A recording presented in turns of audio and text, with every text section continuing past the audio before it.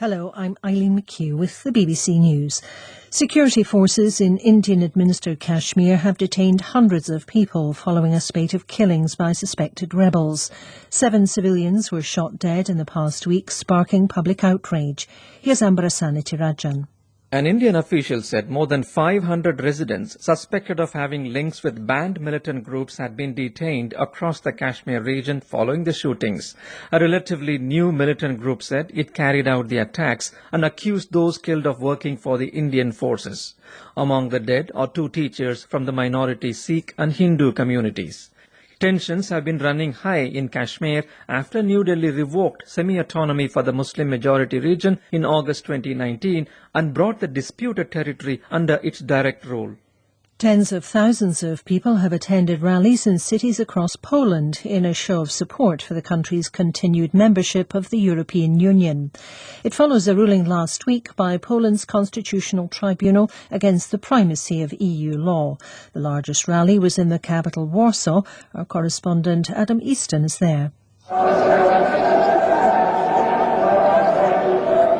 Thousands of people waved blue EU flags as the European anthem, Ode to Joy, played over loudspeakers at the start of rallies in dozens of towns and cities. Former European Council President Donald Tusk, who now leads the country's biggest opposition party, called on Poles to attend, saying the government wants to lead Poland out of the bloc. People here overwhelmingly support EU membership, and the government has described such accusations as fake news. There's uncertainty about the Czech Republic's political direction after President Miloš Zeman was admitted to hospital, just as he was due to decide who to invite to form a government. The 77-year-old is in intensive care, but his condition said to be stable. Parliamentary elections saw a surprise narrow defeat for the populist billionaire Prime Minister Andrej Babiš, a close ally of Mr. Zeman. The discredited Pakistani atomic scientist Abdul Qadir Khan has been laid to rest in a state funeral in the capital, Islamabad. Gordon Carrera reports. AQ Khan was working for a company involved in nuclear technology in the Netherlands in the 1970s, just as his home country of Pakistan embarked on a quest for nuclear weapons to keep up with its rival India. Khan secretly copied the designs for the latest technology and then returned home, creating a network of suppliers to provide key components. That earned him the title of Father of the Bomb in Pakistan. But it's what else he did that made him an even more significant figure.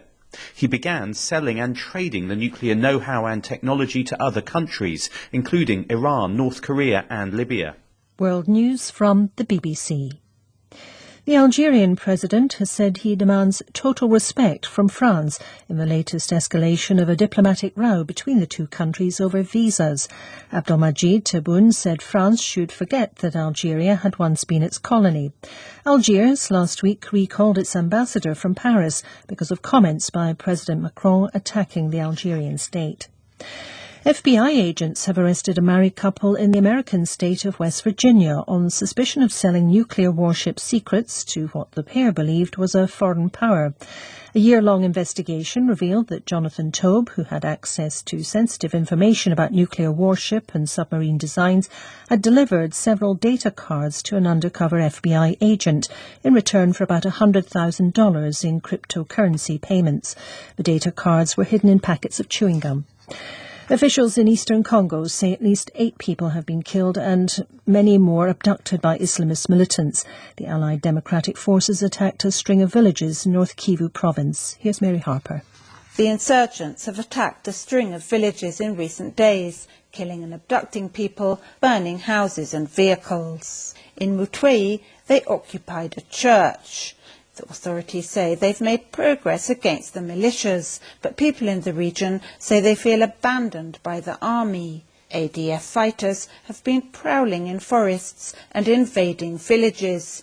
People are so terrified they've stopped farming their fields and taking their produce to market. France have won football's UEFA Nations League, coming from behind to beat Spain 2-1 in the final in Milan.